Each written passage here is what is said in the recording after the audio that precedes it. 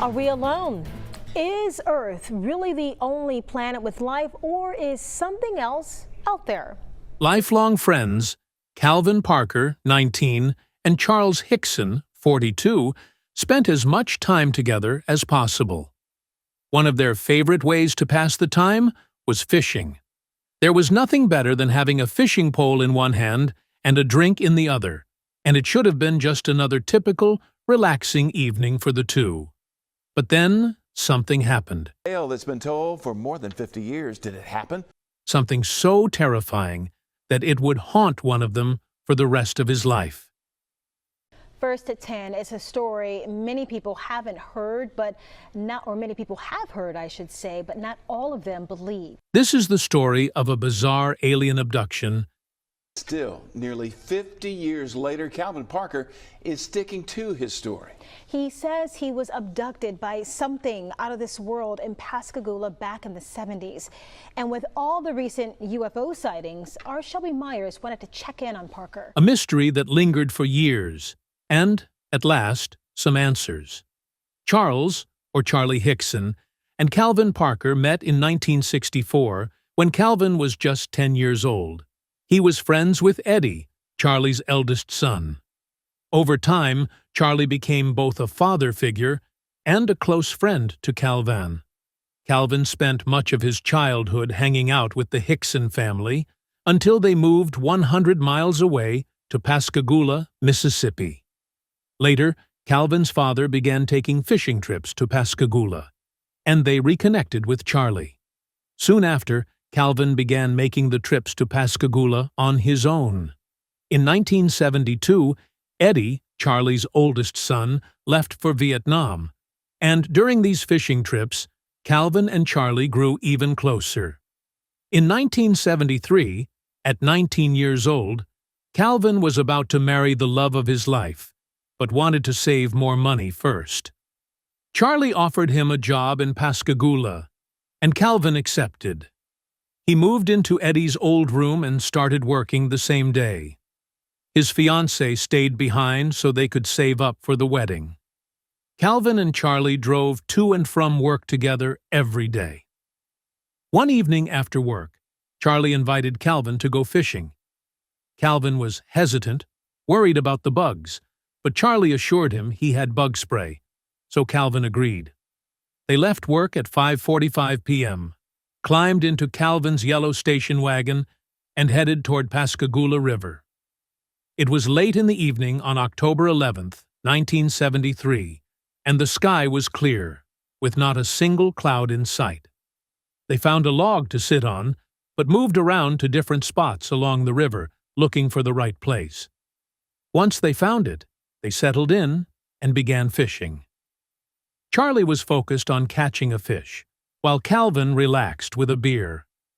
Everything seemed normal until Calvin noticed something: a strange blue light in the corner of his eye. At first, he thought the police had shown up to move them along, since they were on private property. But when they turned to look, something was off about the lights. They weren't flashing like police lights, and there were no sirens. If it was the police, they would have announced themselves, right? Calvin and Charlie were both confused and unsettled. They stood there, watching as a bright blue light circled around them. Then the lights drifted to a spot in the river and continued their motion, spinning in place. Neither of them had ever seen anything like it. The only sound was a faint hissing, which slowly grew louder. They stared at the lights, trying to figure out the source of the sound. Then, without warning, a blinding light shot down from the sky. When they could finally see again, a large football-shaped metal object hovered above the river. It was about 80 feet long, emitting a hissing sound, yet the water beneath it remained perfectly still. Calvin turned to Charlie and asked, "You're seeing this too, right?" But Charlie was frozen, unable to speak. His face said everything. He was just as stunned.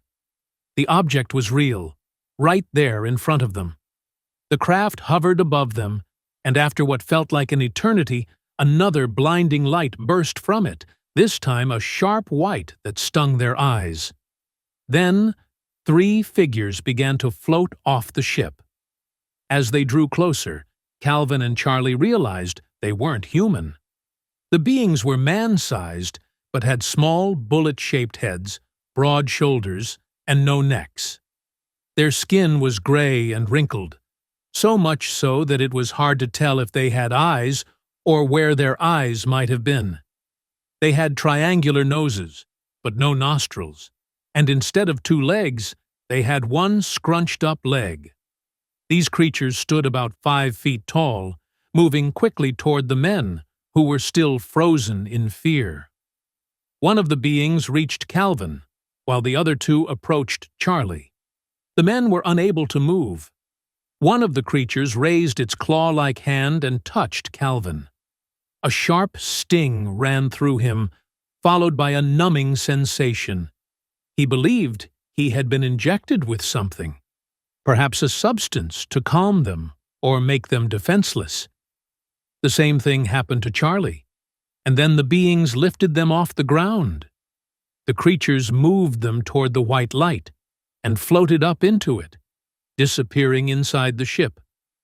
Paralyzed, they couldn't stop what was happening. Once aboard the ship, the creatures separated the 2 men. Charlie couldn't see anything, only the overwhelming white light. Where was he? And where was Calvin? Calvin, meanwhile, found himself in a small room, placed on a table propped up at a 45-degree angle. He couldn't move, only watch as the beings moved around him.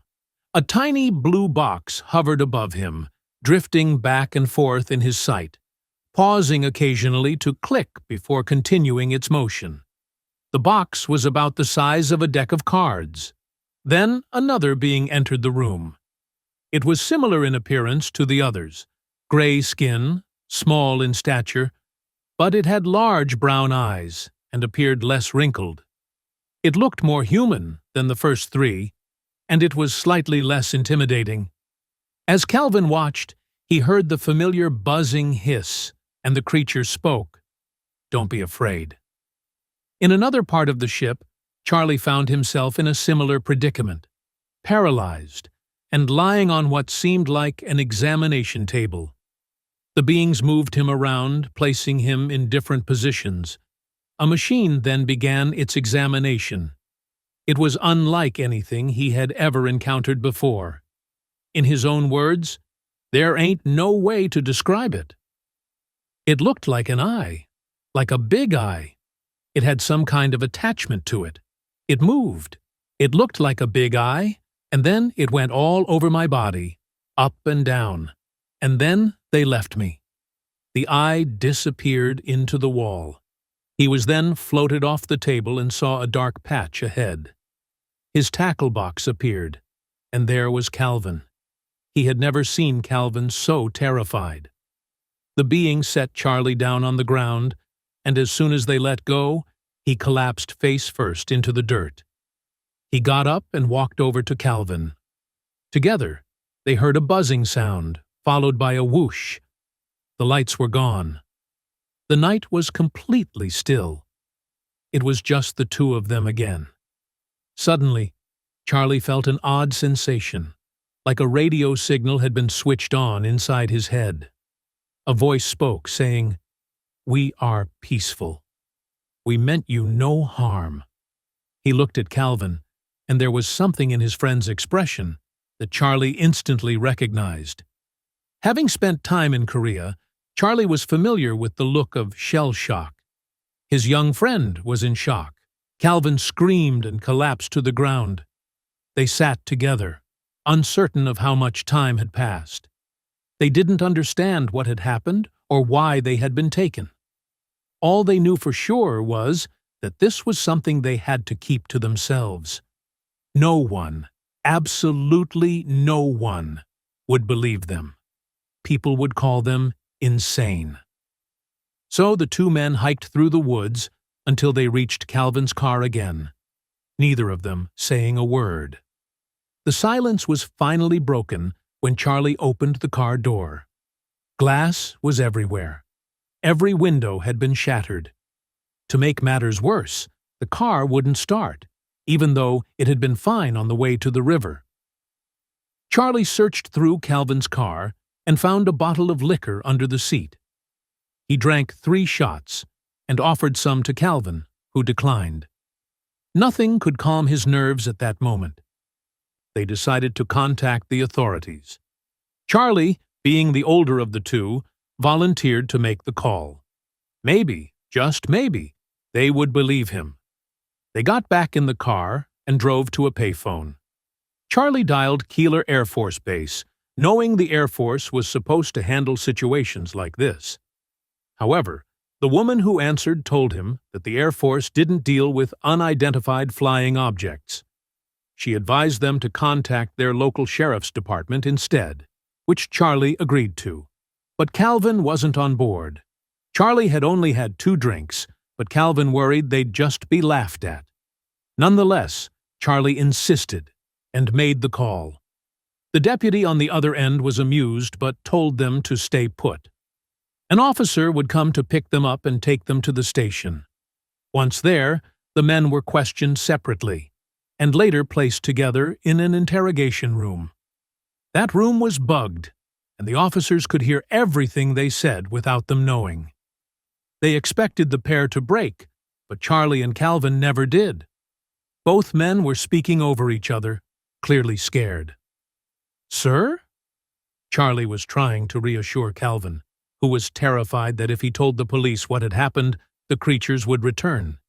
He felt he was losing his mind, and in his own words, "I got to get home and get to bed, take some nervous pills or something, see a doctor. I can't stand this. I'm about to lose it. I can't sleep as it is. I'm damn near crazy." They were released around 11 p.m.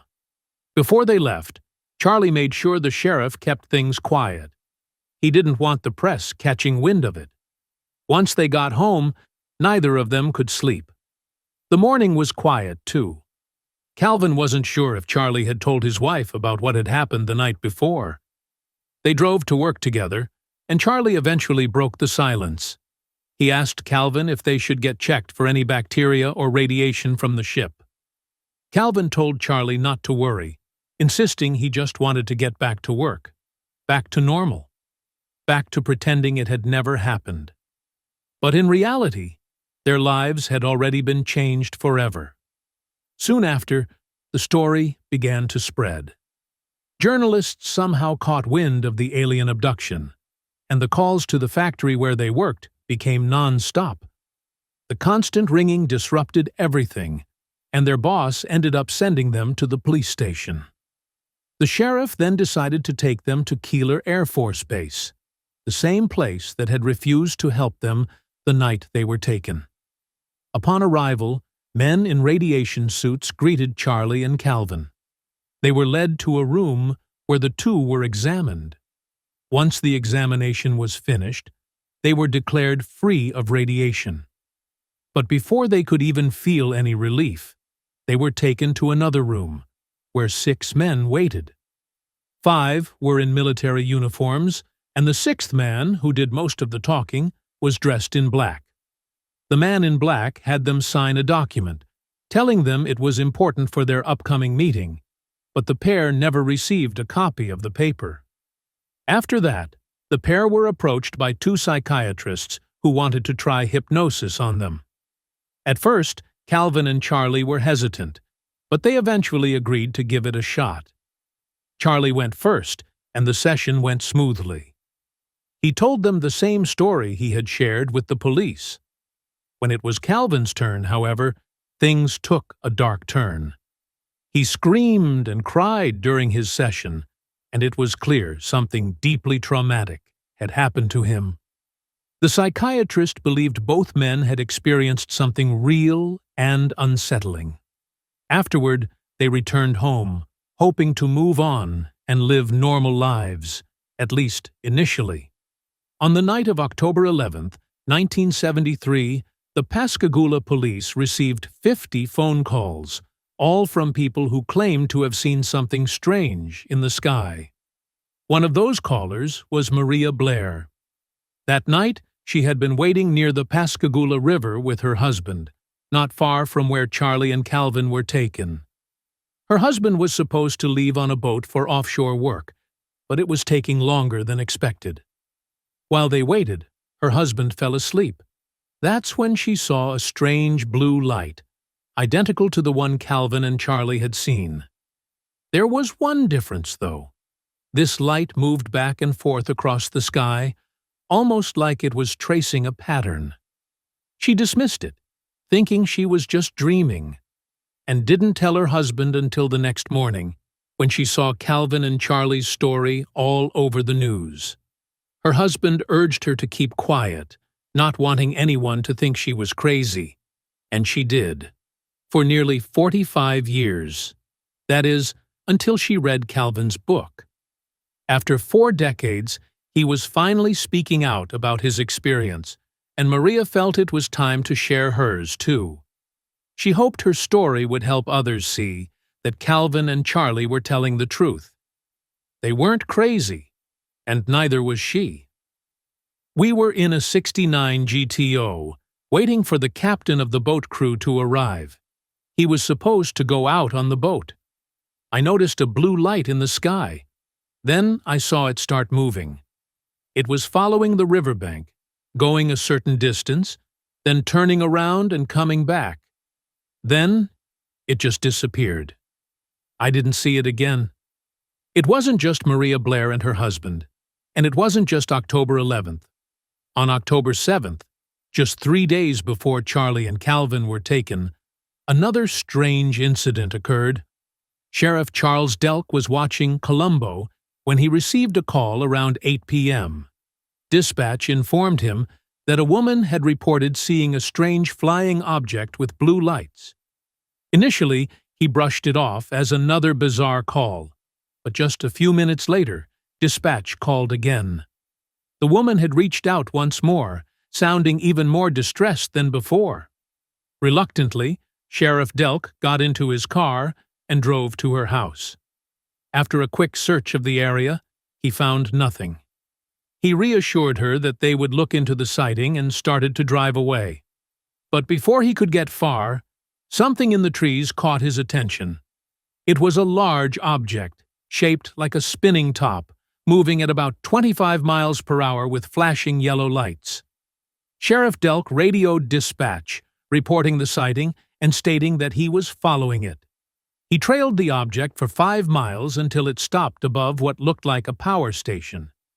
The object emitted a hissing sound, shot out flames from its side, and then vanished into the horizon. As soon as the flames shot out, Sheriff Delk's car stalled. He tried for 15 minutes to start the engine, hoping to catch up with the object, but by the time his car finally worked, the UFO was long gone. Both men are no longer here to share their side of the story. Charlie passed away in 2011 from a heart attack, and Calvin in 2019 from kidney cancer. But that doesn't mean their story is forgotten. We may never know exactly what happened on that cold autumn night in 1973, but we're no strangers to unanswered questions.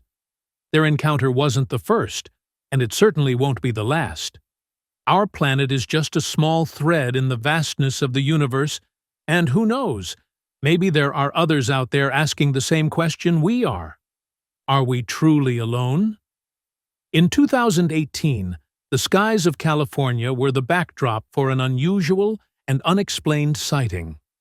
2 unidentified flying objects were captured on camera by a group of eyewitnesses. The objects, which didn't resemble any known aircraft, were seen moving smoothly across the sky with no visible means of propulsion or flight mechanism. The footage quickly gained attention, raising questions about the nature of the objects and whether they could be of extraterrestrial origin. Despite the growing interest in the video, authorities have yet to release any official statements or responses regarding the incident. The lack of information has left many people speculating about what they actually witnessed. Some believe the objects could have been secret military technology, while others remain convinced that the footage is evidence of extraterrestrial visitors. Do you think that the government is involved in these incidents? Let us know in the comments below and subscribe for more.